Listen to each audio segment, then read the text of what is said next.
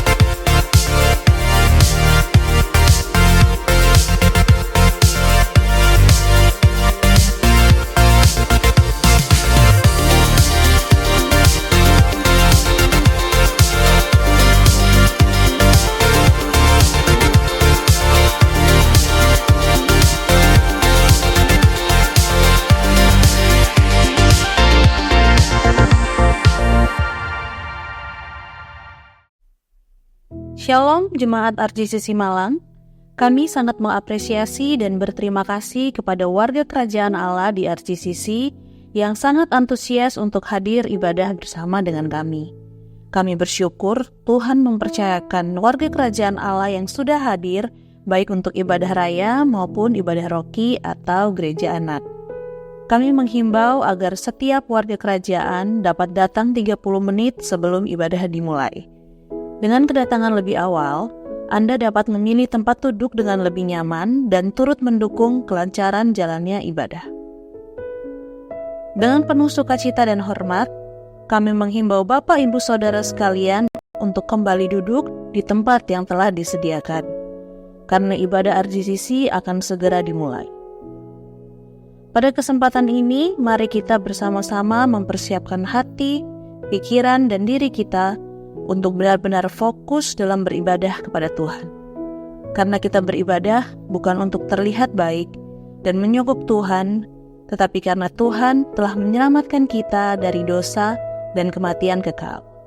Marilah kita mengambil waktu sejenak untuk merenungkan betapa besar kebaikan dan kemurahan-Nya yang telah Dia limpahkan atas setiap kita sepanjang hidup kita.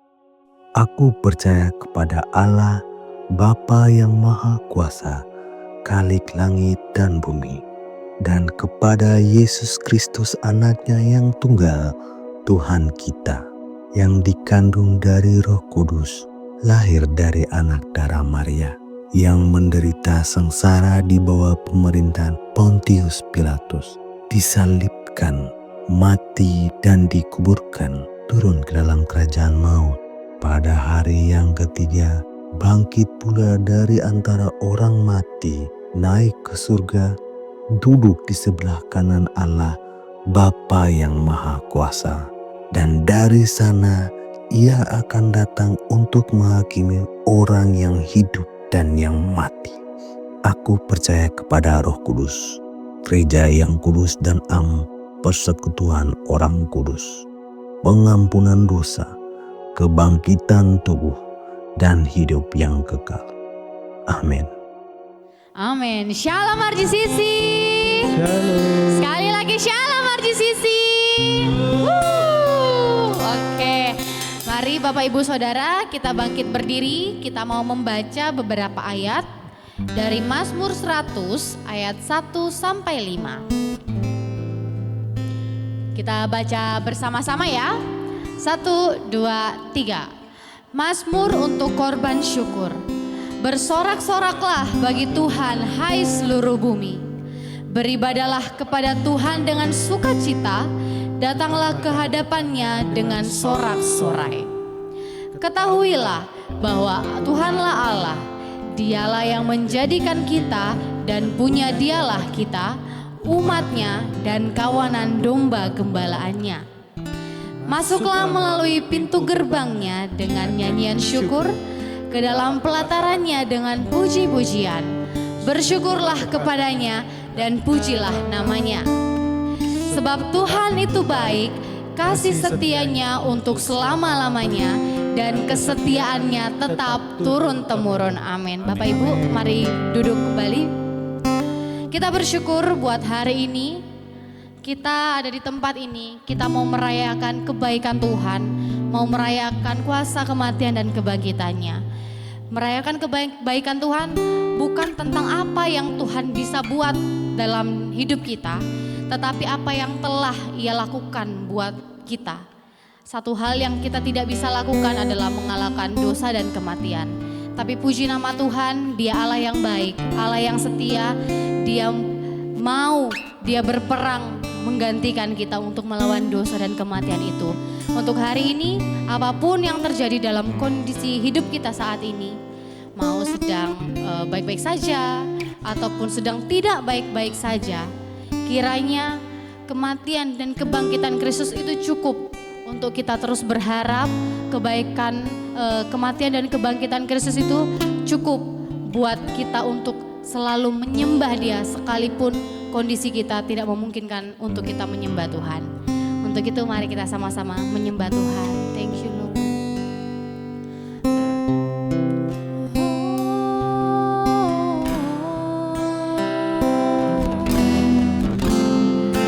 Terima kasih buat anugerah-Mu,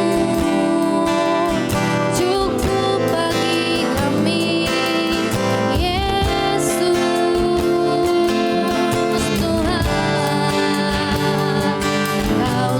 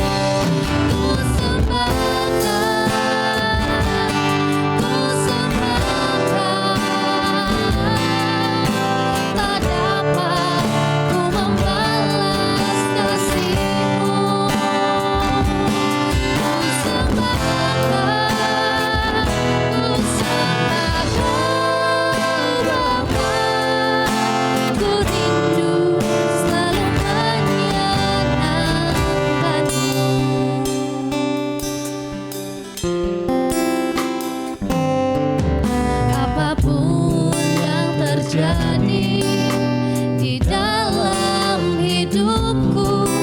Selalu ku berkata, Tuhan Yesus baik.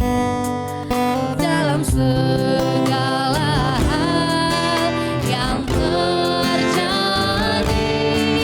tetap ku berkata, Tuhan Yesus. Mari kita sembah Allah yang selalu baik. Ku sembah tak dapat ku membalas kasih-Mu. Ku sembah Bapa,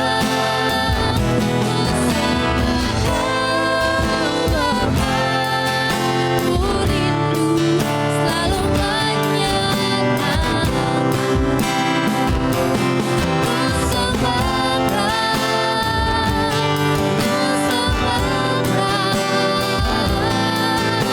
tak dapat ku membalas kasih-Mu. Ku sembah, ku sembah Bapa, ku rindu selalu menyatakan.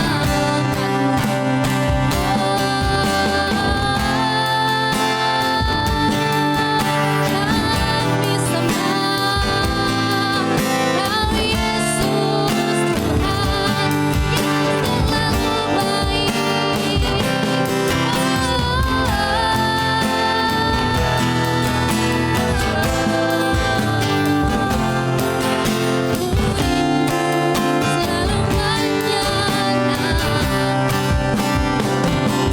Ku sembah, ku sembah,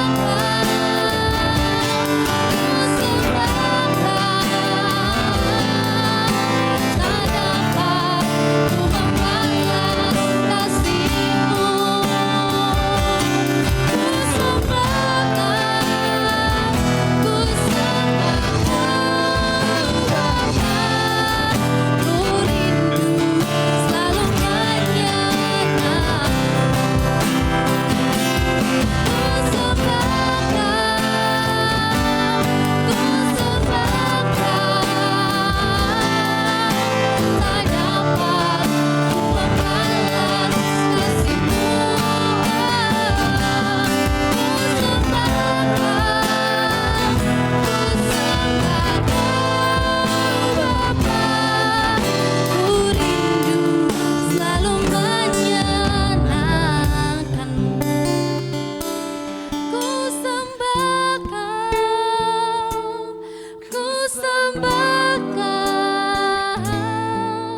Tak dapat ku membalas kasih-Mu. Ku sembah, ku sembah Bapa, ku rindu selalu menyenangkan-Mu. Ku sembah, ku sembah, tak dapat ku membalas kasih-Mu, oh Tuhan. Ku sembah, ku sembah Bapa, ku rindu selalu menyenangkan.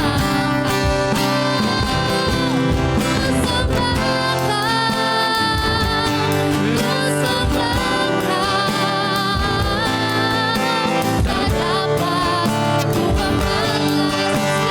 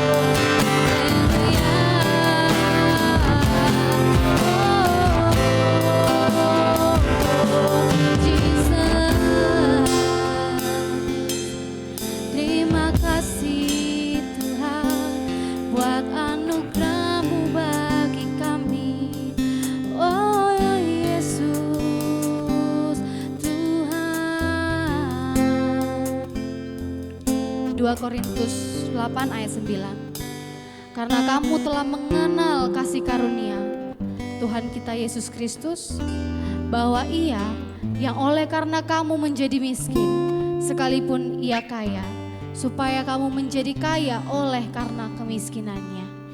Dan biarlah orang yang berkata lemah, aku ini pahlawan. Yohanes 3 ayat 10. Kami bersyukur Tuhan, kami mengucap syukur oleh karena kasih-Mu, oleh karena anugerah-Mu.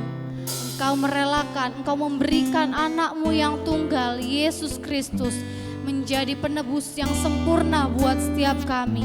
Sehingga kami yang lemah karena dosa ini menjadi kuat oleh karena Kristus yang telah menang mengalahkan maut. Kami yang miskin, kami yang terlepas jauh dengan kasih karunia-Mu, kami menjadi kaya oleh karena pengenalan kami akan Kristus Yesus. Kami bersyukur Tuhan Yesus oleh karena kasih karunia-Mu. Thank you Lord.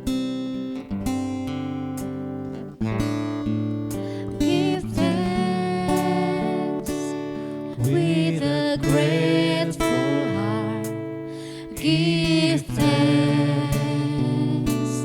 to the Holy One. Give thanks because He's given Jesus Christ, His Son. Give thanks with a grateful heart.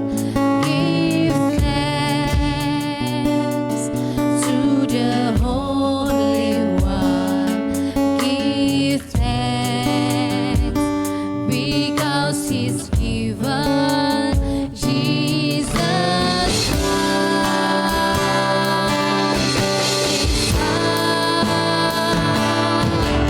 And now let the weak say, I am strong. Let the poor say, I am rich, because of what the Lord has done for us. Give thanks. Mari Bapak Ibu kita bangkit berdiri. Kita mau mengucapkan syukur buat Allah yang kudus. Give thanks with a grateful heart. Give thanks to the Holy One. Give thanks because He's given Jesus Christ, His Son. Give thanks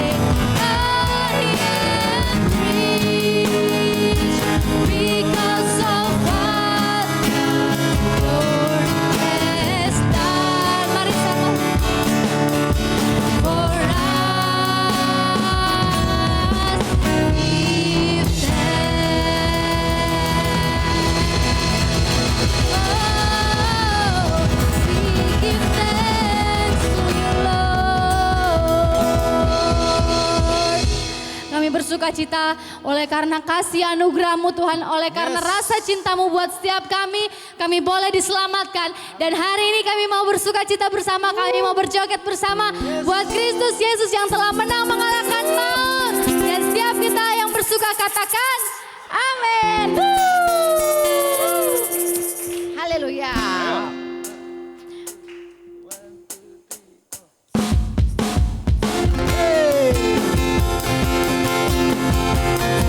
Yuk, jempolnya. Shalalalala ya.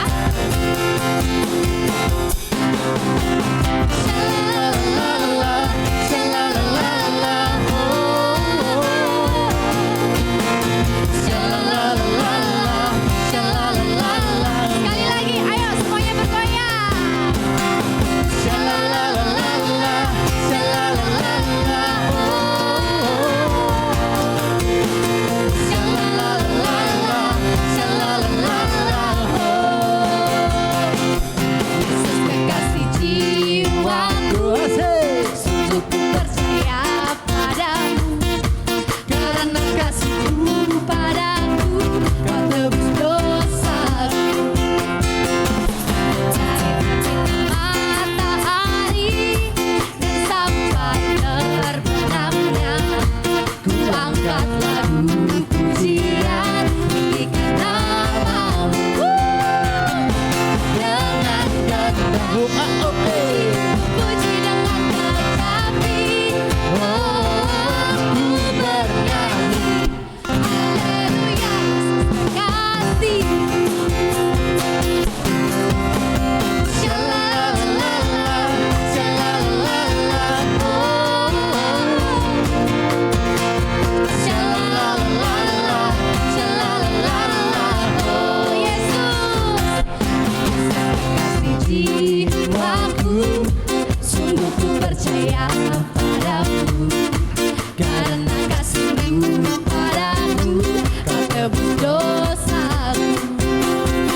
Dari terbitnya matahari dan sampai terbenamnya, ku angkat lagu pujian tinggikan nama. Oke. Sepertinya belum terlalu panas ya, masih pagi. Coba semuanya diangkat jempolnya. Coba, ayo, yang Rocky juga ikutan ya. Coba digoyang-goyang jempolnya. Ayo. Shalalalala, shalalalala, shalalalala, shalalalala. Yesus kekasih jiwaku, sungguh ku percaya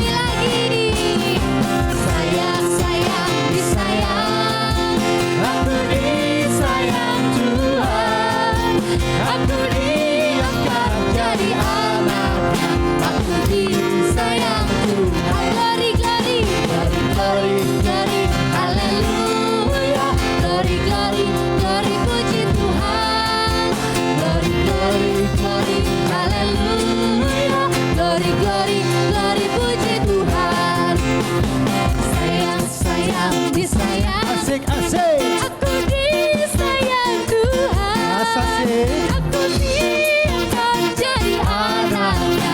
Aku disayang Tuhan. Glory, glory, glory, haleluya. Glory, glory, glory, puji Tuhan. Glory, glory, glory, haleluya. Glory, glory, glory, puji Tuhan. Glory, glory, glory, haleluya. Glory, glory, glory, haleluya. Glory, glory, glory, puji Tuhan. Glory, glory, glory, haleluya. Glory, glory, glory, puji Tuhan. Glory, glory, glory, haleluya. Glory, glory, glory, puji Tuhan. Glory, glory, glory, puji Tuhan. Glory, glory, glory, puji Tuhan.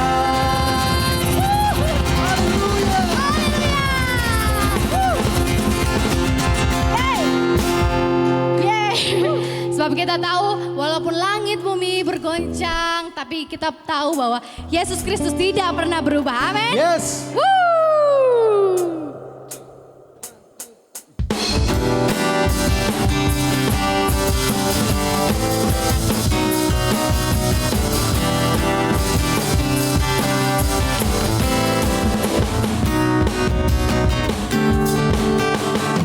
Biar bumi akan berlalu, biar bulan tak bercahaya lagi, biar langit akan bergoncang, matahari tak bersinar lagi, tetapi Tuhan Yesusku tak pernah ingkar janji. Semua yang difirmankannya pasti akan digenapi.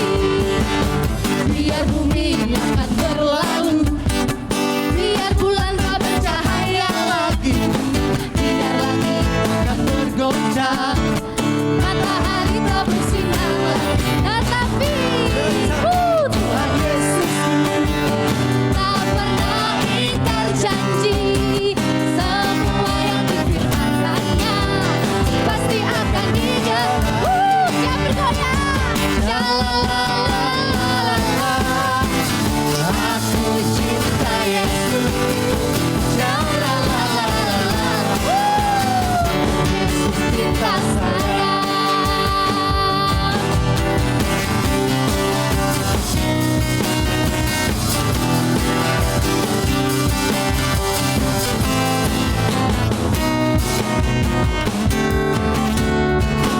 Biar bumi akan berlalu, biar bulan tak bercahaya lagi, biar langit akan bergoncang, matahari tak bersinar lagi, tetapi Tuhan Yesusku tak pernah ingkar janji. Semua yang difirmankannya pasti akan digenapi.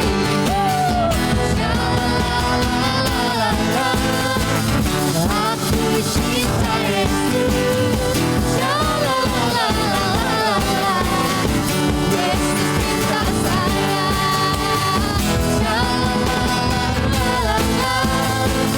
Aku cinta Yesus. Yesus, ayo suaranya yang dikasihi Tuhan.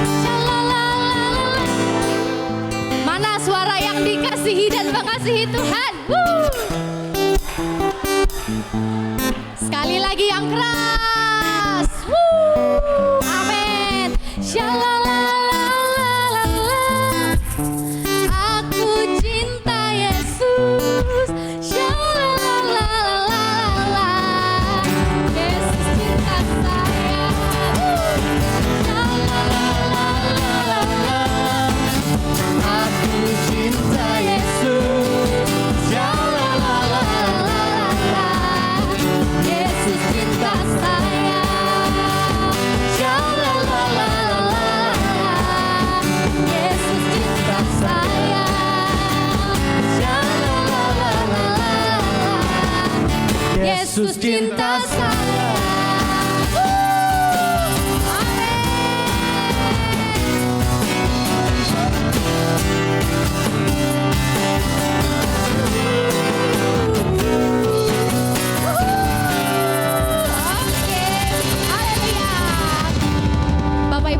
berdiri, kami undang adik-adik Rocky.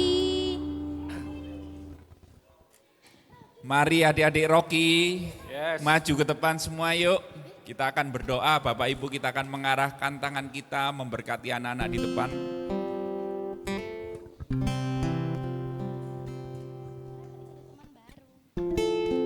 Satu hal yang kita percaya Bapak Ibu, di tangan Tuhan anak-anak ini mungkin terlihat lemah hari ini. Tapi yang kita lihat bukan hari ini, 10 tahun lagi, 20 tahun lagi Tuhan akan membentuk mereka menjadi pemimpin-pemimpin Tuhan. Amin. Biar mereka beribadah kepada Tuhan dan biarlah mereka mempunyai hati yang takut akan Tuhan. Dan itu akan mengubahkan hidup mereka, masa depan mereka. Mari kita berdoa, kita melepaskan berkat kepada anak-anak kita. Kami mengucap syukur Tuhan buat pagi ini Tuhan Yesus. Anak-anak di depan kami Tuhan, mungkin hari ini mereka masih kecil Tuhan. Tapi kami percaya Tuhan, saat firman-Mu Tuhan, benih firman-Mu ditabur di dalam hati pikiran mereka Tuhan. Ada kuasa yang mengubahkan hati mereka. Semakin hari mereka boleh melihat Kristus semakin nyata, semakin jelas, semakin mereka boleh merasakan kasih-Mu, melihat kasih-Mu, memahami kasih setia-Mu yang gak pernah berhenti dalam kehidupan mereka Tuhan. Dan itu boleh menerobos hati mereka. Injil menerobos hati mereka Tuhan. Mengubahkan hati, pikiran, perbuatan mereka. Mereka menjadi terang dimanapun mereka berada. Di sekolah mereka, di keluarga mereka, dimanapun mereka boleh berdampak Tuhan untuk kemuliaan nama-Mu. Kami melepaskan berkat terbaik di dalam nama Bapa, Putra, dan Roh Kudus ketiganya yang esa. Dan biarlah Tuhan ibadah mereka adalah ibadah yang diberkati Tuhan. Juga untuk guru Rocky yang mengajar Tuhan. Hikmat-Mu Tuhan turun atas mereka Tuhan. Mereka boleh berkata-kata dengan bahasa yang anak-anak boleh mengerti Tuhan. Roh Kudus menguasai pikiran hati guru-gurunya Tuhan. Terima kasih Tuhan. Di dalam nama Yesus kami berdoa. Dan buat adik-adik Rocky yang siap beribadah, sama-sama katakan amin. Silakan duduk Bapak Ibu Saudara. Shalom RJCC, tiba saatnya kita diberi kesempatan untuk memberi persembahan. Anda dapat memberi dengan cara transfer ke rekening gereja yang telah kami cantumkan atau dengan scan QR melalui aplikasi-aplikasi yang ada di samping saya. Dan yang ingin menabur melalui cash dapat mengambil amplop persembahan di meja Aser. Dan untuk persembahan persepuluhan, Bapak Ibu Saudara dapat memberi melalui cash ataupun transfer ke rekening gereja dengan mencantumkan P10 spasi kode pribadi. Kita memberi bukan karena ingin diberkati, tapi kita memberi karena kita sudah diberkati. Sebelum memberi, mari kita sama-sama berdoa. Bapa, kami bersyukur atas kasih setia-Mu dalam kehidupan kami sepanjang minggu yang boleh kami lalui. Saat ini kami akan memberikan persembahan. Ajar kami untuk memberi dengan hati yang penuh sukacita dan penuh ucapan syukur. Biarlah apa yang kami berikan dapat mendukung pekerjaan Allah di gereja ini dan juga menopang pelayanan RJCC secara luas. Di dalam nama Bapa dan Anak yaitu Yesus Kristus dan Roh Kudus, kami memberi dengan sukacita. Amin. Selamat memberi dengan penuh sukacita. Kami menyambut Bapa, Ibu, Saudara yang terkasih di dalam Tuhan yang baru pertama kali hadir di ibadah kami. Selamat datang di RJCC, Rock Generation Community Church, yang dimana RJCC memiliki hashtag Home for the Imperfect, rumah bagi orang-orang yang tidak sempurna, yang rindu berubah dan berbuah bersama untuk memuliakan Tuhan, diperlengkapi sebagai pemimpin serta memperluas kerajaan Allah di dalam kasih karunia Bapa melalui Injil Yesus Kristus yang dikerjakan oleh kuasa Roh Kudus. Selamat beribadah dan Tuhan Yesus memberkati.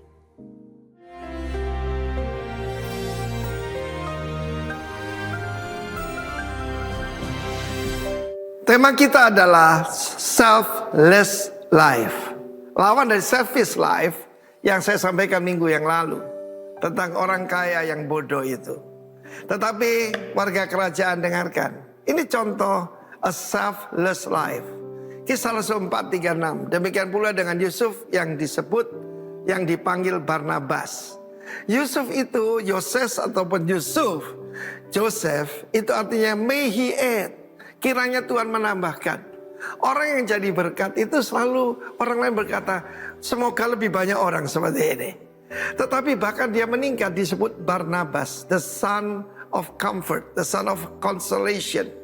Dia menghibur orang lain, menguatkan orang lain. Seorang Lewi dari Siprus. Kalau orang Lewi tidak punya warisan tanah, yaitu di Israel. Tapi dia rupanya seorang pengusaha sekalipun dia jauh di Cyprus, ketika dia kembali ke Israel, dia menjual ladang miliknya. Lalu membawa uangnya itu dan meletakkannya di depan kaki rasul-rasul. Saudara, untuk dibagikan bagi setiap orang yang membutuhkan. Saya percaya itu salah satu acid test daripada warga kerajaan adalah love. Seperti saya ucapkan, kasih itu bukan sesuatu, tetapi kata kerja. Haleluya. Love in action. Ya, bukan cuma humility in action, tapi love in action. Dia meletakkan di kaki rasul-rasul. Artinya dia percaya kepada penting sekali kita sebagai para pemimpin bisa dipercaya. Terutama soal keuangan. Di lembah pujian ini sejak yaitu 20 tahun yang lalu ya. Ketika gedung ini berdiri 25 tahun yang lalu. Maka kita memakai yaitu accountant publik ya. Public accountant. Dan saat itu ya jemaat kita tidak sebesar sekarang. Tetapi kita mau tentang akuntabilitas. Seorang pemimpin harus bisa dipercaya. Dan ini gambaran daripada a selfless life. Dan dia begitu diberkati karena kemudian Tuhan mempercayakan lebih lagi. Kalau orang bisa dipercaya hartanya orang lain, maka hartanya sendiri dia bisa juga dipercaya. Dia diberikan harta yang sesungguhnya, the true riches. Bahkan kita tahu bagaimana dia menampung Rasul Paulus, mengenalkannya kepada para rasul-rasul. Dan dia sendiri menjadi rasulnya Tuhan Yesus. Dan dirikan beberapa gereja termasuk Antioquia yang menjadi pusat daripada kegerakan pada zaman itu. Dimulai dari seorang pengusaha yang cinta Tuhan bernama Barnabas, yang dipanggil Barnabas. Tetapi pasal 5 ayat 1 ada sepasang suami istri. Mereka melihat bagaimana semua orang berbicara baik tentang Yoses yang disebut Barnabas. Ini bernama Ananias dan Safira. Mereka juga ikut-ikutan. Mereka menjual sebidang tanah, tetapi tidak diberikan semuanya dan dikatakan semuanya diberikan. Pada saat dia berikan di kaki Rasul Petrus, maka Petrus berkata, Ananias, mengapa hatimu dikuasai iblis? Coba saudara lihat. Ukuran daripada kerohanian gampang dilihat. Bagaimana mengelola keuangan ya. Engkau mendustai Roh Kudus berani-beraninya menahan sebagian hasil penjualan tanah. Sebelum dijual tetap milikmu, sekarang juga milikmu. Dan apa yang terjadi? Dia drop dead, dia rebah dan mati. Kemudian juga istrinya, saudaraku. Karena itu kita sebagai warga kerajaan, let's check our heart. Apakah kita mencari pujian seperti Ananias Safira? Atau tidak mencari pujian seperti Yoses Barnabas itu, yang kemudian menjadi rasul. Dia dipercaya the true riches. Shalom warga kerajaan. Haleluya. Live selflessly in Jesus name. Amin. Amin. Oke, mari Bapak Ibu Saudara kita siapkan hati kita sebelum kita mendengarkan firman Tuhan.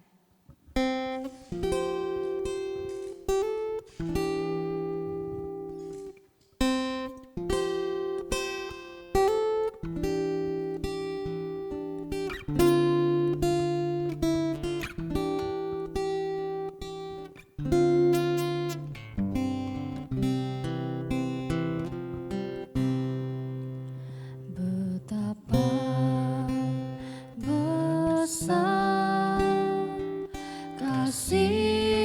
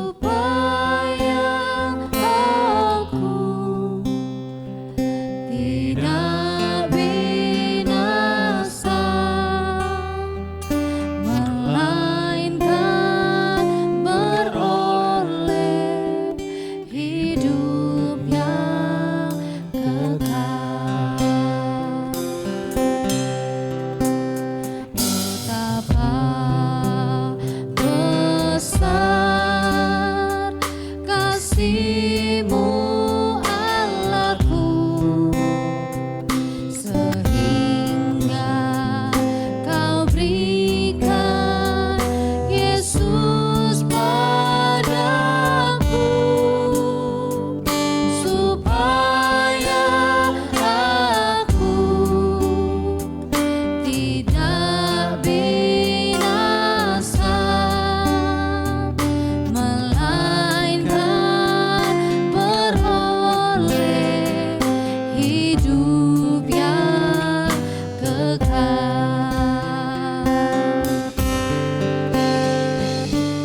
Ku sembah Kau, ku sembah Kau,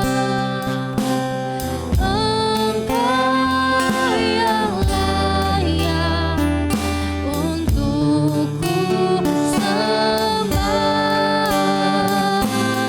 Ku sembah Kau, ku sembah Kau, Engkau yang layak untuk ku sembah.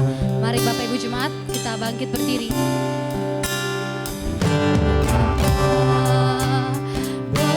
Besar kasih-Mu Allahku,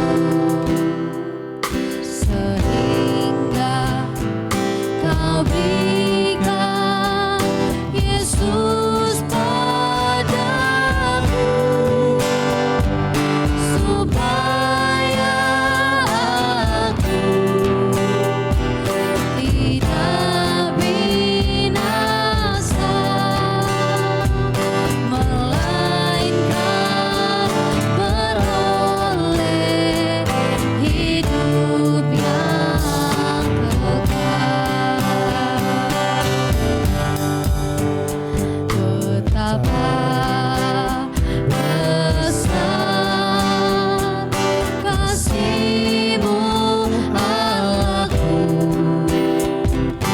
sehingga Kau berikan Yesus padaku, supaya aku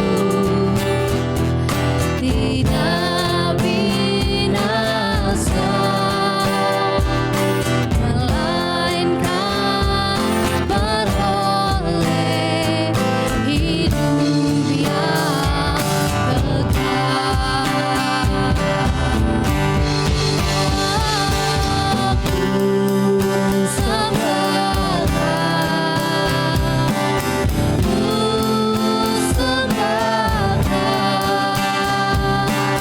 Engkau yang layak untuk ku sembah.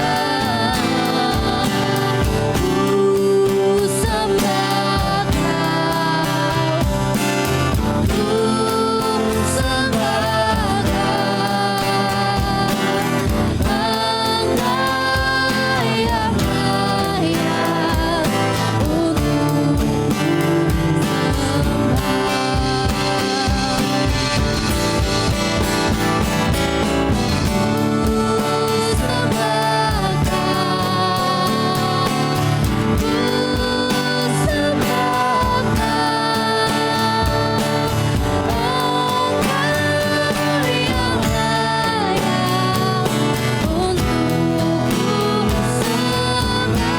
Kau, ku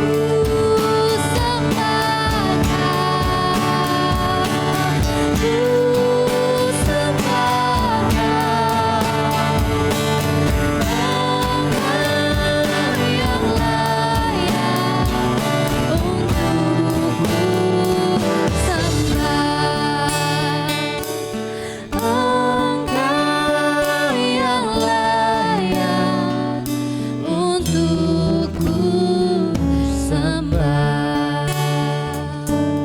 Kau, Engkau yang layak untuk ku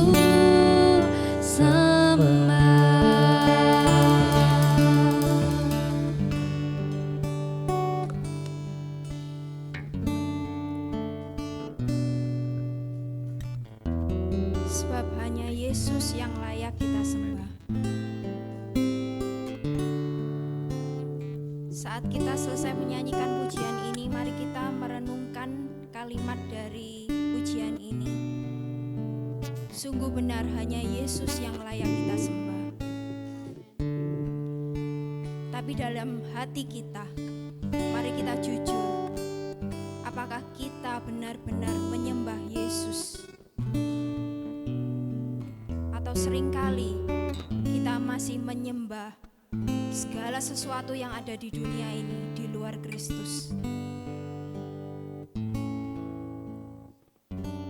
Mungkin kita nggak menyembah patung, mungkin kita nggak menyembah dupa-dupa atau seperti kita melakukan ritual tertentu. Tapi saat hati kita lebih mengutamakan yang lain daripada Kristus, maka kita sedang menyembah hal itu. Tuhan, kami tahu Tuhan, hati kami cenderung sering menyembah yang lain daripada Engkau. Kami mau mengakui Tuhan, mungkin kami menyembah penerimaan, kami menyembah pengakuan, kami membutuhkan validasi dari orang lain Tuhan. Atau seringkali Tuhan, hati kami lebih menginginkan sesuatu yang lebih daripada Engkau. Kami mengejar itu, kami sangat mengejar itu, bahkan kami melupakan waktu kami melupakan waktu pribadi kami dengan Engkau Tuhan. Ampuni kami Tuhan. Kami mengakui bahwa kami adalah manusia yang lemah. Tapi kami bersyukur kami memiliki Allah yang seperti Engkau. Sekalipun kami berkali-kali jatuh, Engkau Allah yang setia menopang kami. Engkau Allah yang setia menyertai kami sampai detik ini. Tanpa Engkau kami gak sanggup Tuhan. Tanpa Engkau kami gak bisa melewati proses pengudusan ini Tuhan. Tapi kami bersyukur kami memiliki Engkau. Engkau sekalipun gak melihat dosa dan kesalahan kami, tapi Bapa, Engkau melihat Kristus Yesus yang tinggal di dalam kami Tuhan. Terima kasih Tuhan, kami mengucap syukur buat setiap pengorbanan-Mu, buat apapun yang Kau kerjakan dalam hidup kami Tuhan. Tidak ada satupun dari hal yang baik dari diri kami bisa membalas kebaikan-Mu yang terbesar, yaitu Engkau rela mati dan bangkit, bahkan tinggal di dalam kami Tuhan. Terima kasih Tuhan, berfirman-Lah hari ini. Kami percaya Roh Kudus boleh menyentuh setiap hati kami. Saat Injil diberitakan, Injil itu mengubah hati kami, mengubah sesuatu yang ada di dalam hati kami. Kami boleh melihat bahwa keindahan Kristus itu jauh melebihi keindahan yang ada di dunia ini Tuhan. Kami tahu Tuhan kami gak mampu, kami gak bisa. Oleh karena itu kami perlu pertolongan Roh Kudus-Mu. Terima kasih Tuhan, kami membuka hati kami siap mendengarkan firman-Mu. Dan berkaryalah hari ini semuanya untuk kemuliaan nama Tuhan. Di dalam nama Tuhan Yesus kami berdoa, amin. Silakan duduk.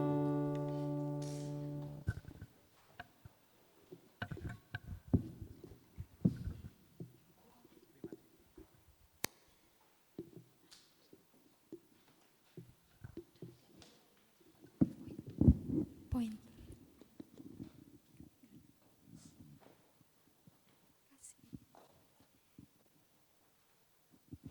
Oke, shalom saudara.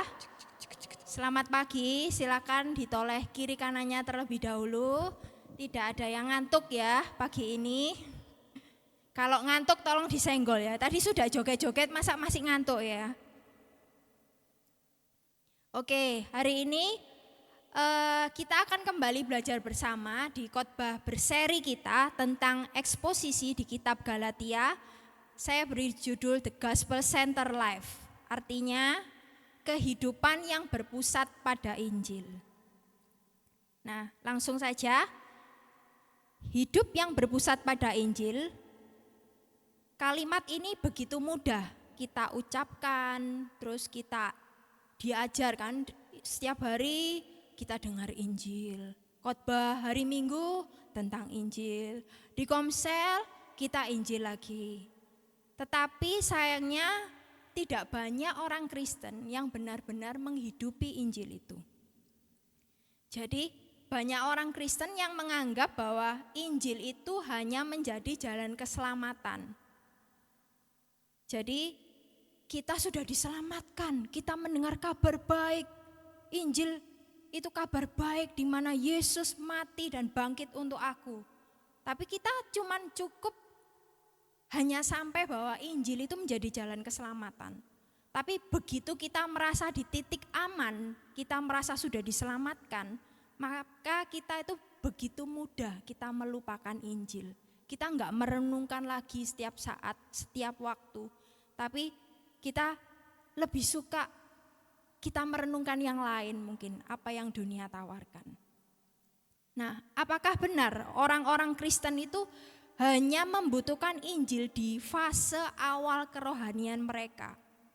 Jadi waktu mungkin Bapak Ibu Saudara yang dimuridkan di tempat ini di RJCC, kita mengikuti kelas Exalt yang pertama, nanti Equip dan selanjutnya.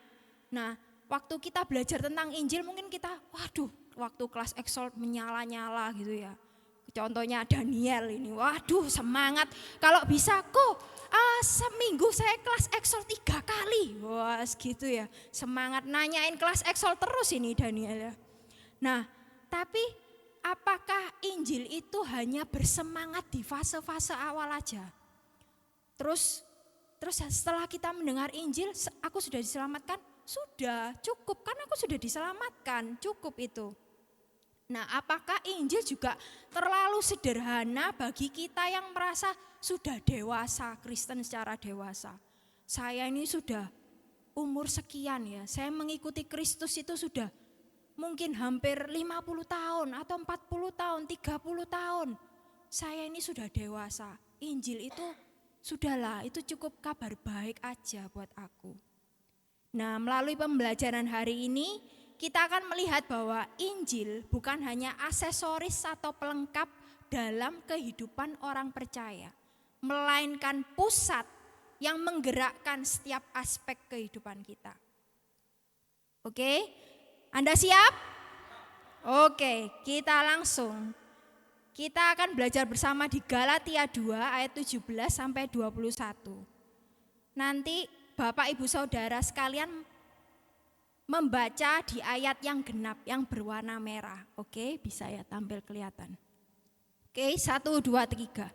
Tetapi jika kami sendiri, sementara kami berusaha untuk dibenarkan dalam Kristus, ternyata adalah orang-orang berdosa, apakah hal itu berarti bahwa Kristus adalah pelayan dosa? Sekali-kali tidak.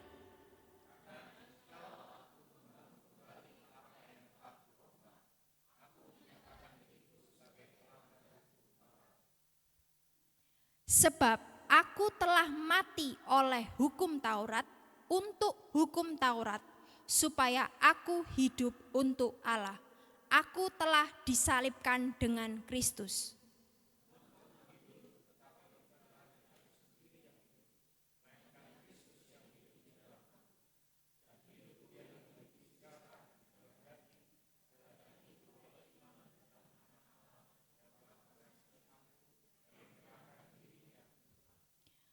Aku tidak menolak kasih karunia Allah, sebab sekiranya ada kebenaran oleh hukum Taurat, maka sia-sialah kematian Kristus.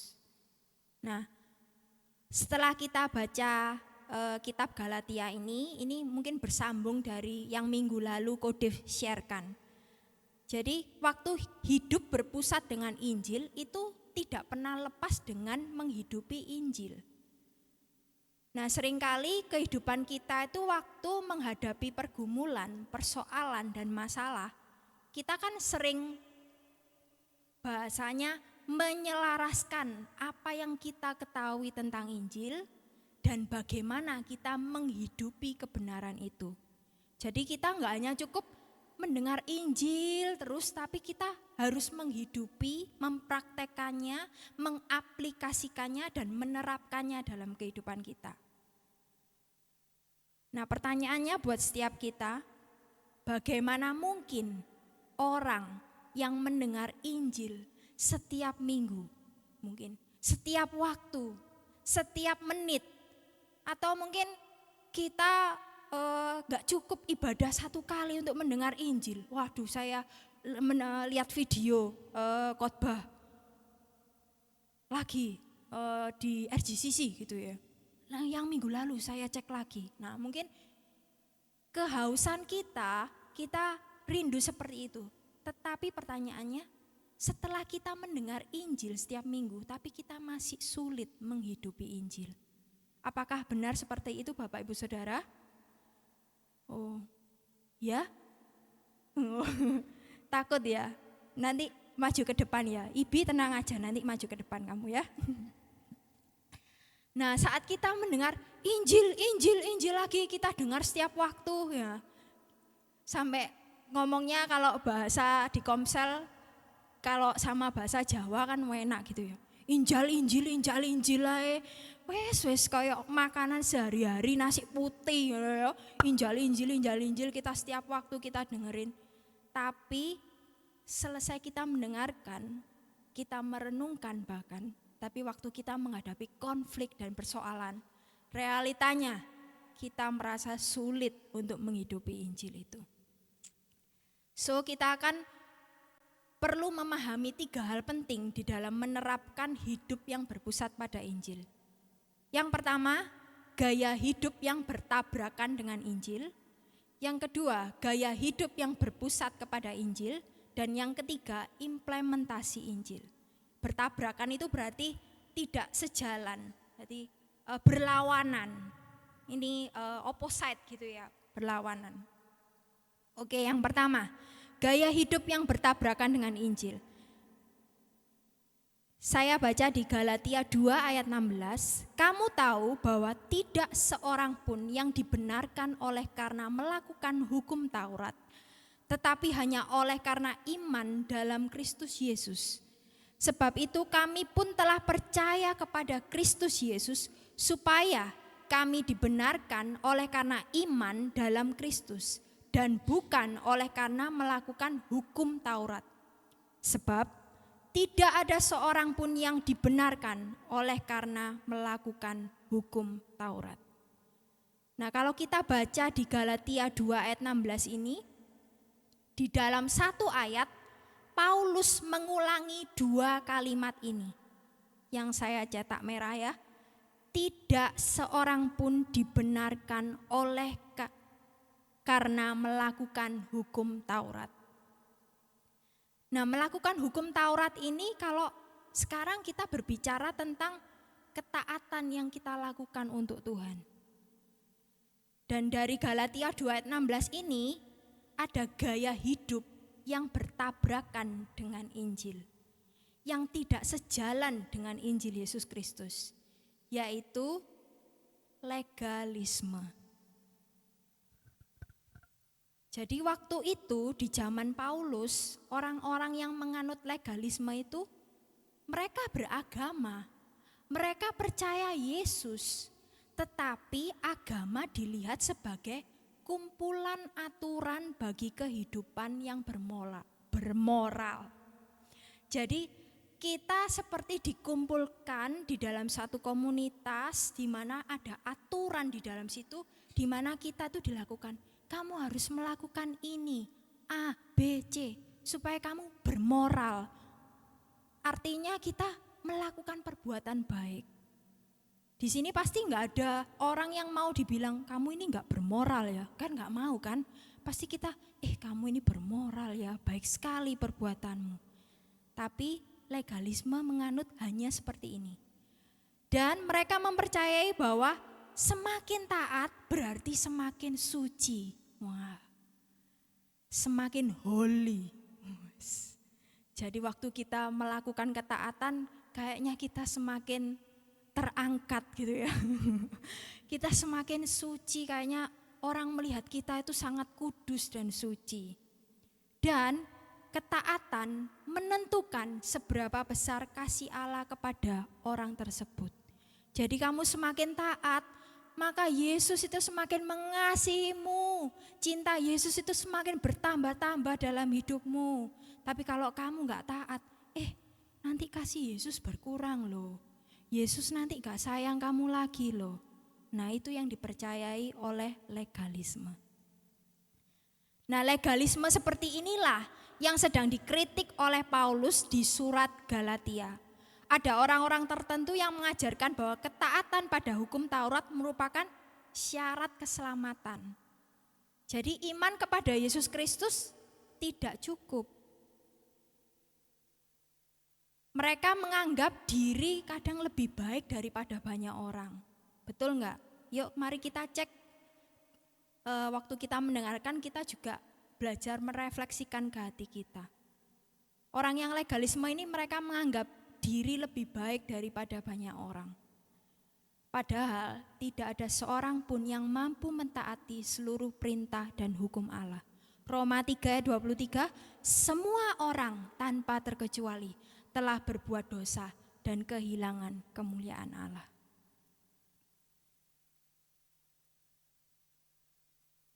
Next, gaya hidup yang lain yang bertabrakan dengan Injil di Galatia 2 ayat 17 sampai 18. Tetapi jika kami sendiri sementara kami berusaha untuk dibenarkan dalam Kristus ternyata adalah orang-orang berdosa, apakah hal itu berarti bahwa Kristus adalah pelayan dosa? Sekali-kali tidak. Karena jikalau aku membangun kembali apa yang telah kurombak, aku menyatakan diriku sebagai pelanggar hukum Taurat.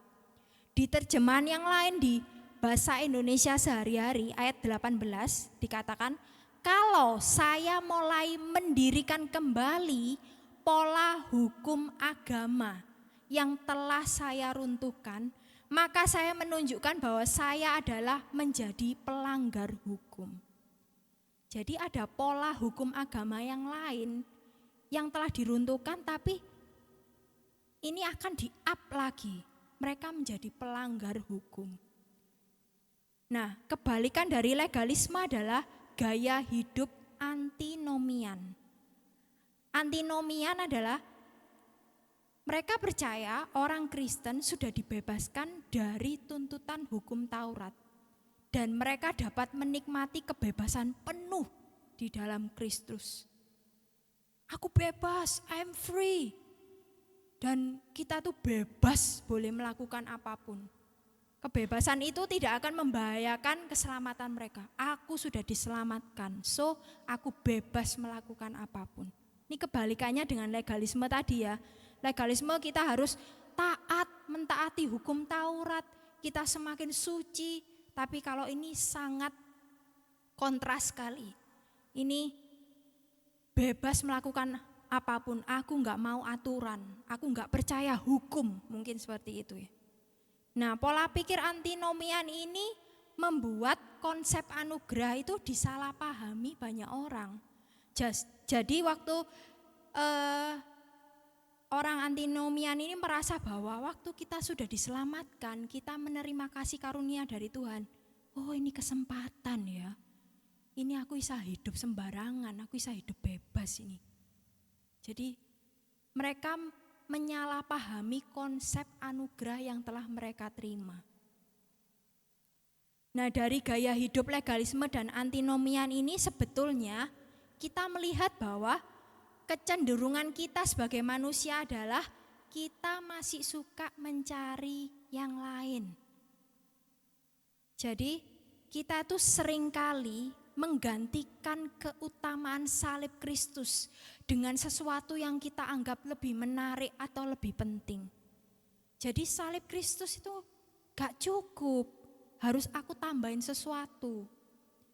Kita merasa dengan perbuatan baik, dengan ketaatan kita, itu akan menambah, aku sepertinya akan semakin suci kalau legalisme gitu ya. Aku akan, ini harus aku praktekkan ini. Nah, contohnya kita rajin beribadah, kita rajin menabur, kita rela mengampuni orang yang menyakiti hati kita. Tapi kita merasa bahwa waktu kita melakukan sesuatu tersebut, kita itu ingin mendapatkan sesuatu dari Tuhan. Tapi saya nggak pernah berbicara bahwa bukan berarti ketaatan dan perbuatan baik kita itu nggak penting. Tetapi kalau kita mengerjakan ketaatan dan perbuatan baik itu menjadi satu-satunya yang terutama, menjadi pusat dalam hidup kita. Kita merasa ada yang kurang. Kalau aku hari ini aku itu nggak berdoa 3 jam, kayaknya aku ini, nanti masalah baru akan datang dalam hidupku. Kita merasa bahwa mungkin sometimes kita bisa tertuduh, tapi sometimes kita bisa sombong. Hari ini aku sudah mengembalikan persepuluhan loh. Tuhan, lihatlah hatiku. Aku layak menerima berkat hari ini.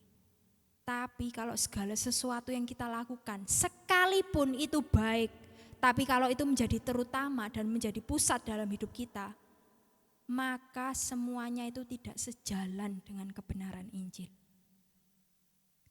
Seringkali kita menganggap bahwa karya Kristus hanya menyelamatkan kita dari dosa masa lalu. Setelah kita diselamatkan, maka diri kitalah yang memegang kendali penuh atas hidup kita. Jadi, Yesus mati untuk saya kan 2000 tahun yang lalu. Cukup. Jadi dosa masa lalu saya itu sudah ditebus oleh Tuhan. Kalau sekarang ya beda, karena saya hidup dikasih karunia. Jadi saya gak apa-apa lah, bebas. Saya punya kendali penuh atas hidup kita. Jadi merasa bahwa diselamatkan itu sudah cukup. Dan kita cukup menjadi orang baik di dunia ini. Tidak menyakiti siapapun. Ini dulu saya ya. Saya waktu berpikir bahwa saya sudah diselamatkan oleh Tuhan, pikiran saya, ya Tuhan, saya pokoknya hidup baik, saya melayani Tuhan, saya tidak menyakiti siapapun, itu saya. Tapi waktu saya mendengar Injil, hati saya belajar bertobat. Saya tahu bahwa, ternyata itu salah banget, ya. Nah, tidak jarang kita berpikir bahwa, ya Tuhan itu memang menyelamatkan aku, tetapi kita yang meneruskannya.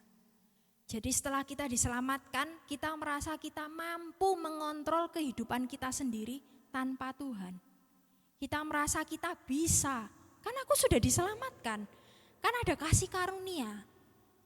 Nah sebenarnya kita itu sedang menganggap bahwa karya Kristus itu hanya cukup untuk masa lalu kita. Dan sekarang sayalah yang berkuasa sendiri atas hidup kita. Dengan kata lain, kita berbicara seperti itu. Nah kalau saya gambarkan, kita itu sering berpikir seperti ini ya Bapak Ibu Saudara. Kristus menyelamatkan kita atas kematian dosa, ditambah kita meneruskan dan berusaha hidup benar. Endingnya hasilnya apa? Kita mendapatkan penerimaan yang sempurna di masa yang akan datang dalam kekekalan. Tetapi ini bukan Injil sejati, ini Injil yang lain. Injil sejati berbicara bahwa Kristus menyelamatkan kita atas kematian dosa di masa lampau, masa sekarang, sampai masa yang akan datang. Ditambah kita itu mendapatkan penerimaan yang sempurna dalam hidup kita sampai kekekalan nanti. Jadi penerimaan kita itu enggak dihitung oleh Tuhan berdasarkan ketaatan kita. Kayak tadi kan legalisme, kalau saya semakin taat, saya semakin diterima oleh Tuhan, disayang oleh Tuhan. Tapi Injil sejati berbicara bahwa ketika Kristus menyelamatkan kita, dan kita diterima secara sempurna, bahkan sampai kekekalan nanti, hasilnya kita dimampukan oleh Kristus untuk hidup benar di masa sekarang. Jadi ada perbedaan yang sangat kontras ya. Jadi kita merasa bahwa kalau Injil yang palsu, Injil yang lain itu kita merasa kita itu turut ikut aktif aktif ambil serta berusaha hidup benar di masa sekarang. Tapi tujuannya supaya apa? Kita mendapat penerimaan. Tapi Injil berbicara bahwa ketika Kristus menyelamatkan kita, kita tuh sudah diterima secara sempurna oleh Kristus. Oleh karena itu, kita dimampukan oleh Kristus untuk hidup benar di masa sekarang. Jadi kalau semua dikerjakan oleh Kristus, maka motivasi yang menggerakkan kita seharusnya bukanlah dari diri kita sendiri, tetapi karena Kristus terlebih dahulu mengerjakan semuanya untuk kita, sehingga kita dimampukan hidup benar di dalam Dia.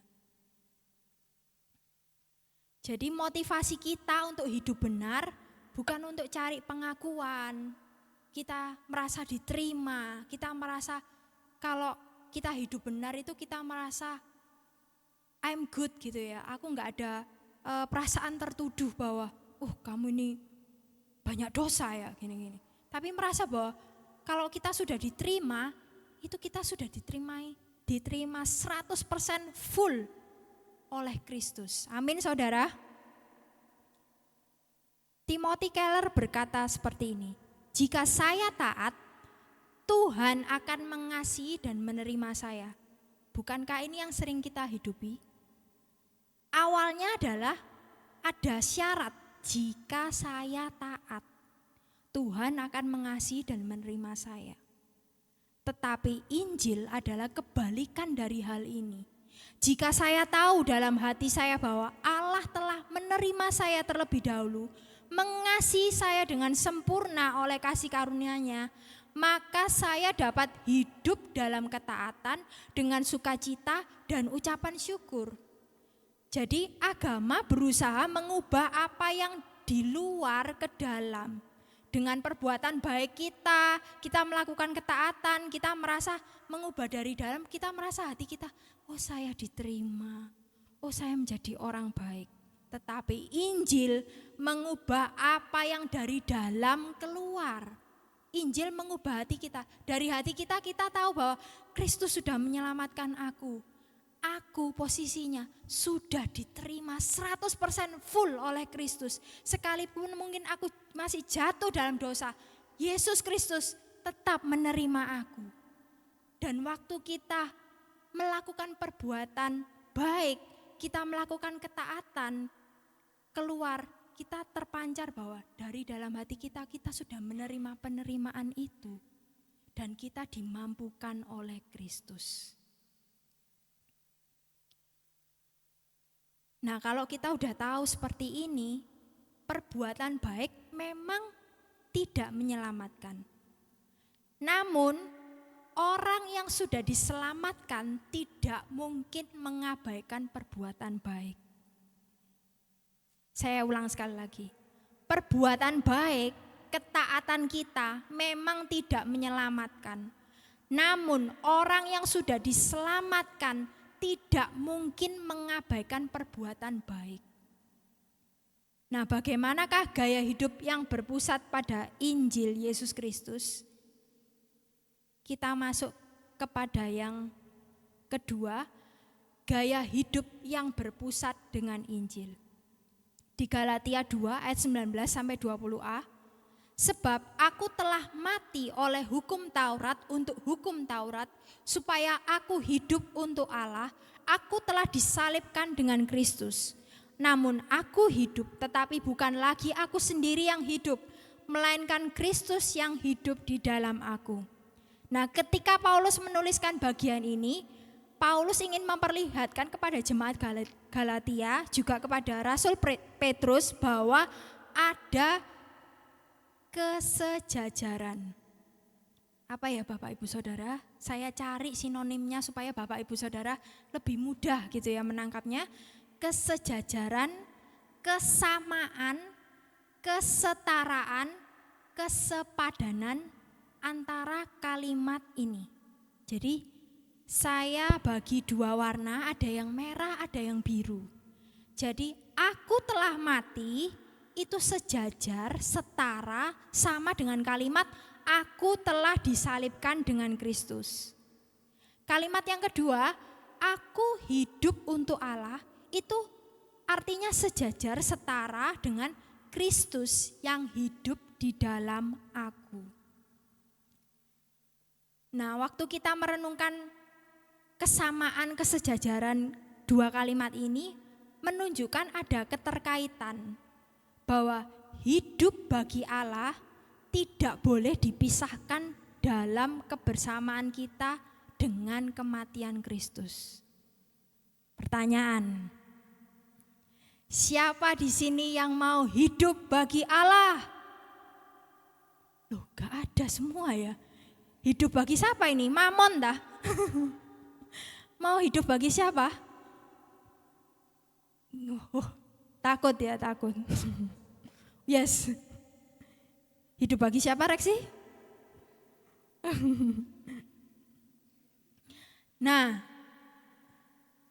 kalau kita merenungkan pertanyaan siapa yang mau hidup bagi Allah? Sejujurnya mungkin Bapak Ibu Saudara enggak mengangkat tangan, tapi dalam hati, saya mau hidup bagi Allah.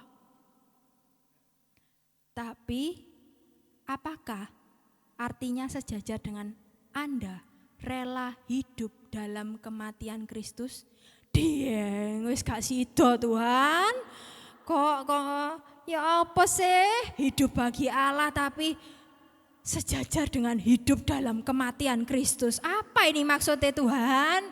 Ya apa Tuhan? Aku itu mengikut Tuhan itu supaya diberkati, kok disuruh hidup dalam kematian dengan Kristus ini loh.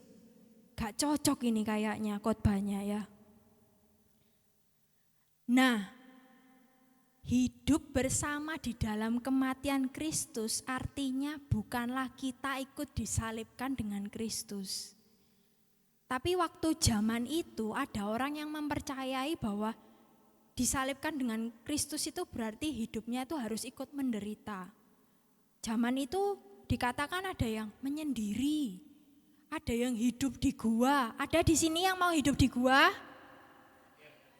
Oh ya, di gua kamar kos. Oh ya, di gua mana lagi? Oh, gua Singa. Wih, Samgar luar biasa. Nanti ya di villa saya sediakan gua Singa buat kamu ya. Nah, terus harus berpuasa. Enggak cukup 40 hari 40 malam selamanya berpuasa gitu ya. Tapi tujuannya waktu itu zaman itu orang-orang untuk apa? Mematikan keinginan dagingnya saja. Nah, Paulus berbicara bahwa semuanya itu adalah cara yang salah. Jadi mereka menganggap bahwa hidup dalam kematian dengan Kristus itu hidupnya harus menderita. Gak ada sukacita, susah terus gitu. Oh ya, amin. Nah, yang Paulus maksudkan di sini ketika dia berbicara aku telah mati, aku telah disalibkan dengan Kristus, artinya sekalipun yang disalibkan di Golgota adalah Kristus, benar? Allah tetap memperhitungkan kebenaran Kristus itu kepada kita. Jadi Kristus itu menjalani kehidupan yang sempurna sehingga seluruh kegagalan kita di dalam mentaati hukum Taurat itu ditanggungkan kepada Kristus. Jadi disalibkan bersama Kristus bukan tentang apa yang kita perbuat, melainkan apa yang Kristus perbuat bagi kita. Jadi kita perlu memahami bahwa Kristus bukan hanya menghidupkan kita saja, tetapi terus-menerus hidup di dalam kita. Jadi waktu kita hidup bagi Allah, kita hidup setara dengan hidup kita dalam kematian Kristus. Sebenarnya kita melihat bahwa apa yang Yesus lakukan untuk kita dan dia senantiasa terus-menerus hidup di dalam kita. Itu artinya Kristus dia yang mengontrol dan mengarahkan hidup kita. Kehidupan kekristenan bukan tentang hidup untuk Kristus saja, melainkan mempercayai Kristus hidup di dalam dan melalui kita. Jadi ini bukan berbicara tentang apa yang bisa kita lakukan untuk Kristus, tetapi apa yang sudah Kristus lakukan di dalam kita. Nah, seringkali ketika kita diselamatkan, pola pikir kita apa yang bisa kita lakukan untuk Tuhan. Nah, kita harus ganti pola pikir itu. Sesungguhnya kalau kita bisa hidup untuk Tuhan, itu karena Kristus yang hidup di dalam kita dan memampukan kita terus-menerus. Karena kalau kita sendiri yang berusaha hidup benar, kita tidak akan mampu, kita tidak akan sanggup. Tapi semuanya ini tidak meniadakan bahwa kita itu sepertinya enggak ngapa-ngapain. Kan Kristus yang terus-menerus bekerja di dalam kita. Jadi kita pasif aja. Kalau gitu saya di kamar kos saja, makan, tidur, enggak ngapa-ngapain. Wes pokoknya kan Kristus yang bekerja di dalam kita. Jadi seakan-akan saya ini tuannya, Yesus ini pelayan kita gitu kan. Ayat ini dibilang katanya Kristus yang mengerjakan di dalam kita. Nah, kuncinya di sini Galatia 2 ayat 19 dan 20a. Sebab aku telah mati oleh hukum Taurat untuk hukum Taurat, supaya aku hidup untuk Allah. Aku telah disalibkan dengan Kristus, namun aku hidup. Tetapi bukan lagi aku sendiri yang hidup, melainkan Kristus yang hidup di dalam aku. Jadi Paulus menekankan pengulangan 2 kali dalam kalimat aku hidup. Jadi bukan berarti kita itu kalau dikatakan aku hidup berarti kita ini enggak pasif. Kita ini bukan, Tuhan menciptakan kita bukan boneka atau robot. Tapi di dalam Kristus justru kita menikmati kebebasan yang penuh. Nah, bagaimana kita menikmati kebebasan yang penuh di dalam Kristus? Di ayat 20b, dan hidupku yang kuhidupi sekarang di dalam daging adalah hidup oleh iman dalam Anak Allah yang telah mengasihi aku dan menyerahkan dirinya untuk aku. Jadi waktu kita hidup oleh iman. Pertanyaannya, iman seperti apa yang kita percayai hari ini? Waktu kita hidup oleh iman, artinya kehidupan kita itu dikontrol oleh Kristus sendiri. Dan iman kita hanya kepada pribadi Kristus. Fokus iman kita bukan tentang prestasi kita, pencapaian kita. Tapi iman di dalam Kristus yang telah mati dan bangkit atas hidup kita. Jadi seringkali kita ngomong kita hidup bagi Allah, kita harus penuh iman. Wah, kita melihat bahwa iman kita fokusnya kepada iya aku bisa, aku mampu, aku pasti bisa lolos melakukan ketaatan itu. Tapi fokus iman kita harus kepada pribadi Yesus yang telah mati dan bangkit untuk kita. Objek iman kita harus benar. Bukan kepada penerimaan dan pencapaian kita. Tapi objek iman kita yang benar adalah Kristus mengasihi dan berkorban bagi kita. Amin. Kalau tanpa iman yang benar, kita merasa perbuatan baik kita, ketaatan kita cukup, kita akan merasa diri, saya sudah bisa taat. Berarti saya enggak perlu Kristus lagi, saya mampu kok.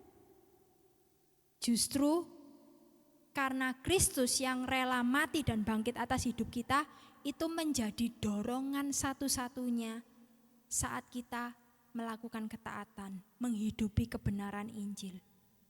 Jadi seluruh aktivitas kehidupan kita diletakkan pada satu pusat, yaitu kasih Kristus kepada kita.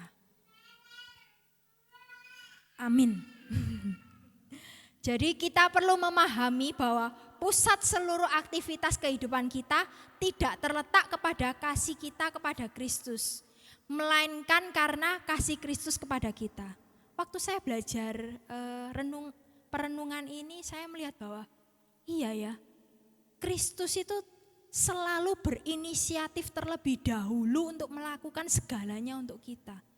Sebelum kita sanggup melakukan apapun itu, Kristus itu terlalu awal berinisiatif selalu berinisiatif terlebih dahulu. Jadi sebelum kita bisa mengasihi Tuhan, itu sebenarnya Kristus sudah mengasihi saya terlebih dahulu. Jadi waktu kita merenungkan kasih Kristus terus menerus, sebenarnya kasih Kristus itu menguasai pikiran, perasaan, dan kehendak kita. Kasih Kristus haruslah menjadi motif utama dan penggerak untuk kita hidup dalam kebenarannya. Oke, yang terakhir. Senang semuanya? Implementasi Injil. Bagaimana menerapkan Injil dalam kehidupan kita? Menghidupi kebenaran Injil sangatlah bertolak belakang dengan apa yang dunia ajarkan. Jadi penerapannya adalah kita dapat merespon segala sesuatu dengan lensa Injil atau kacamata Injil. Meskipun yang tidak memakai kacamata, kalian bisa melihat dengan kacamata Injil ya, jangan khawatir. Oke. Kalau kita melihat di sisi sebelah kiri Bapak Ibu Saudara sekalian, kalau pola dunia mengajarkan kepada kita berfokus kepada usaha manusia. Jadi kamu harus mengerjakan sesuatu, melakukan sesuatu dengan usahamu. Tetapi responnya kan ada dua. Ketika kita berhasil, kita itu menjadi sombong. Karena kita merasa saya bisa, kita memakai kekuatan diri kita sendiri. Sebaliknya, ketika kita gagal, kita bisa kecewa, kita bisa marah. Dan akibatnya kita bisa menyalahkan diri sendiri atau terlebih jahat lagi kita menyalahkan Tuhan. Tapi pola Injil itu berbeda. Semuanya bermula dari inisiatifnya Tuhan. Jadi ketika kita berhasil, kita tidak sombong, kita tetap rendah hati, karena kita sadar semuanya adalah pemberian dari Tuhan. Itu hanya anugerah Tuhan saja. Dan ketika kita gagal, kita tidak rendah diri. Karena identitas kita tidak terletak kepada pencapaian kita, tetapi kepada apa yang sudah Kristus lakukan atas kita. Amin. Jadi mari kita merenungkan apakah waktu kita mengimplementasikan Injil, kita masih memakai pola dunia dan tidak memakai pola Injil. Kita tahu bahwa semuanya adalah inisiatif dari Tuhan. Nah, permasalahannya kita itu masih sering memakai pola dunia karena kecenderungan hati kita yang jahat, hati kita yang kacau karena dosa. Nah, hal ini menunjukkan bahwa sebenarnya kita tidak berdaya di luar Kristus. Lalu, siapa yang memampukan kita untuk menghidupi kebenaran Injil? Di Galatia 2 ayat 21, aku tidak menolak kasih karunia Allah, sebab sekiranya ada kebenaran oleh hukum Taurat, maka sia-sialah kematian Kristus. Yang sanggup memampukan kita untuk menghidupi kebenaran Injil, bukan kita, tapi kasih karunia Allah. Matt Chandler berkata, kasih karunia adalah pengubah hati, karena dari hati muncul segala macam perilaku. Jadi sebelum kita berpikir untuk melakukan sesuatu, pasti semua di sini berpikir kan ya sebelum melakukan sesuatu. Gak ada yang melakukan sesuatu dulu baru berpikir, gak ada ya. Tapi sebelum kita berpikir melakukan segala sesuatu, sebenarnya semuanya itu timbul dari hati kita. Nah, kasih karunia itu mengubah hati kita terlebih dahulu. Seringkali kita merasa bahwa saya harus bersikap A, B, C. Perubahan di hidup diri saya harus melakukan A. Saya jangan A, saya tidak boleh B. saya harus melakukan C. Tapi sebenarnya kasih karunia itulah yang memperbarui hati kita terlebih dahulu. Agar kita dapat melihat pola pikir yang baru dari lensa Injil. Nah, Injil ini akan menjadi hidup dan memberi jawaban atas setiap aspek kehidupan kita. Jadi, kalau Bapak Ibu Saudara merenungkan Injil, terus kita belajar bersama tentang Injil, jangan harap Bapak Ibu Saudara itu mencari solusi atau mencari langkah-langkah praktis. Saya mau belajar Injil itu yang step gitu loh, yang gampang. Poin 1, poin 2, poin 3. Jadi saya tinggal melakukan itu. Tapi Injil itu bukan nasihat, juga bukan langkah praktis. Tapi Injil adalah kekuatan Allah yang mengubahkan hati saya dan saudara. Amin.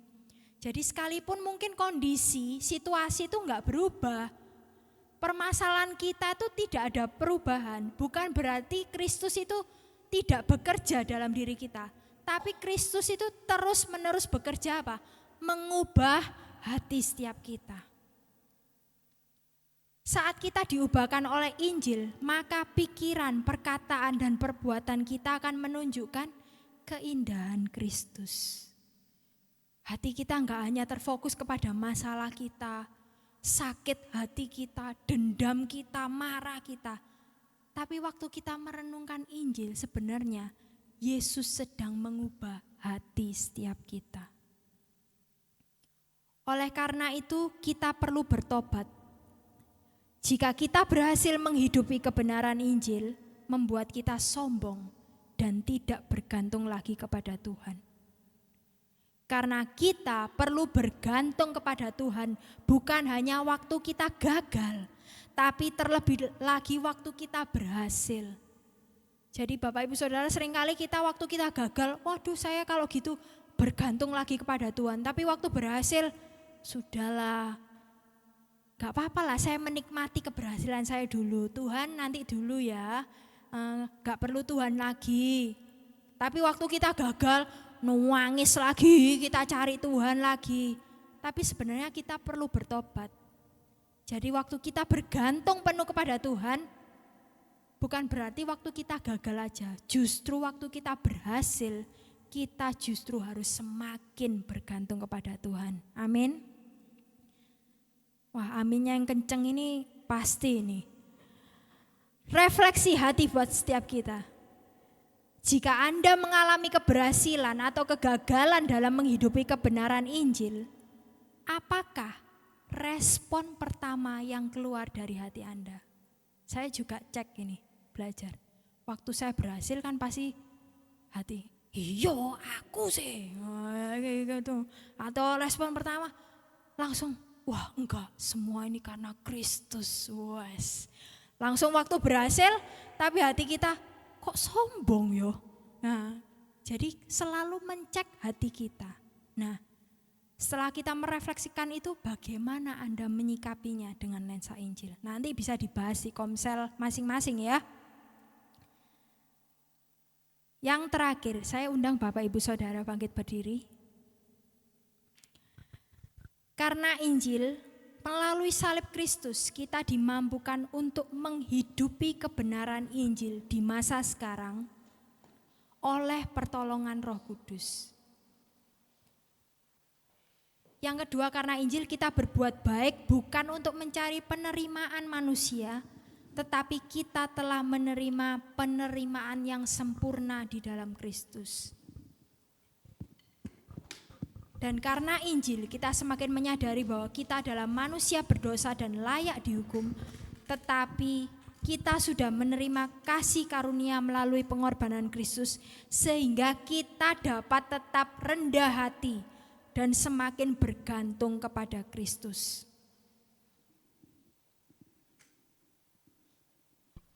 Mari Bapak Ibu Saudara, kita merenungkan firman Tuhan hari ini. Saya berikan waktu kepada Bapak Ibu Saudara. Kita boleh berdoa kepada Tuhan, berbicara kepada Tuhan. Mungkin kita bisa curhat kepada Tuhan. Tuhan, seringkali aku sulit menghidupi kebenaran Injil ini. Mungkin di satu sisi karena kesombongan kita, atau di satu sisi karena kita merasa kita nggak layak. Tapi apapun kondisi Bapak Ibu Saudara sekalian, waktu kita belajar menghidupi kebenaran Injil, kita tuh tidak pernah sendiri. Ada Kristus yang tinggal di dalam kita melalui Roh Kudus-Nya, memampukan kita supaya kita bisa menghidupi Injil itu.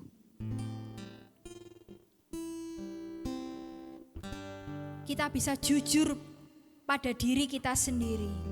Seringkali, baik saat kita berhasil ataupun gagal dalam menghidupi kebenaran Injil, hati kita tuh sering sombong. Kita merasa lebih baik dari orang lain. Kita merasa, orang lain kok gak bisa sih seperti saya? Jadinya kita tidak bergantung lagi penuh pada Tuhan. Pusat hati kita bukan kepada Kristus, tetapi kepada penerimaan dunia. Tapi hari ini mari kita sama-sama bertobat bahwa sayalah orang berdosa yang tidak berdaya. Kita sering memakai kekuatan kita sendiri.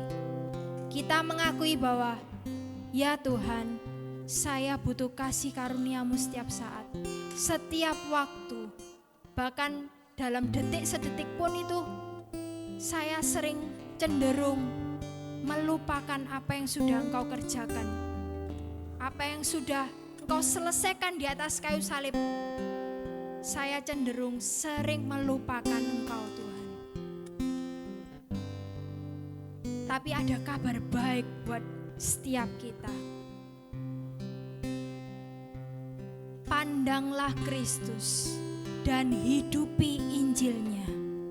Sebab Kristus mati bukan hanya untuk menghidupkan kita saja, tetapi Dia juga hidup terus-menerus di dalam kita, sehingga kita dimampukan menghidupi kebenarannya dan kita dibentuk semakin serupa dengannya.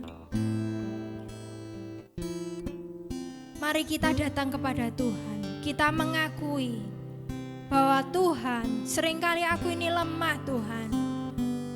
Seringkali aku melupakan Engkau. Seringkali aku memakai kekuatan diriku sendiri. Tapi Tuhan, hari ini melalui firman-Mu, biarlah Injil itu menerobos hati setiap kami. Hati kami boleh melihat di atas segala permasalahan yang kami hadapi. Kami melihat Kristus terpancar indah dalam hati kami. Kami bisa melihat bahwa terima kasih Tuhan, Engkau adalah berkat terbesar dalam hidup kami. Engkau rela mati dan bangkit buat setiap kami. Mari kita mengucap syukur kepada Tuhan.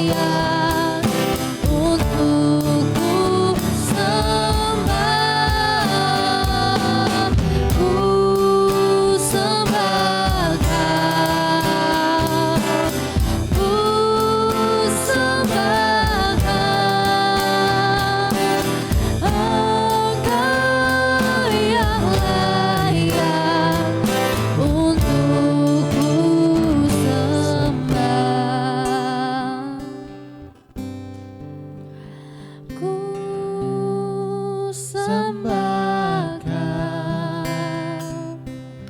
ku sembahkan, Engkau yang layak untuk ku sembah,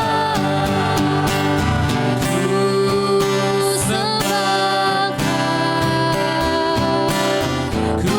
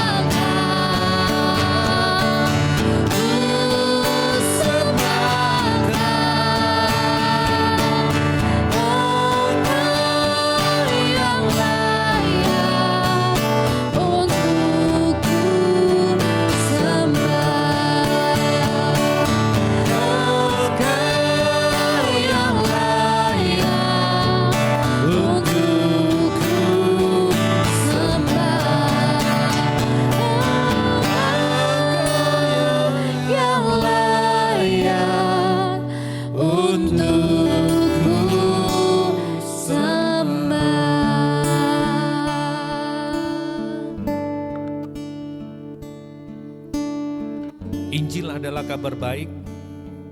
Ia bukan rencana baik bagi orang baik, tetapi Injil adalah kabar baik bagi orang yang berdosa, bagi orang yang jahat, bagi orang yang rusak, bagi orang yang bobrok seperti saudara dan saya.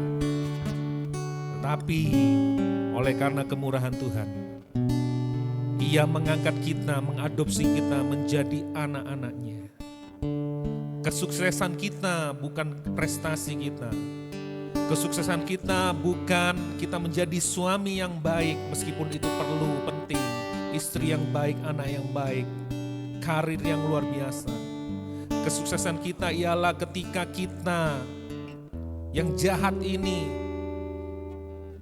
yang seharusnya mati, binasa untuk selama-lamanya,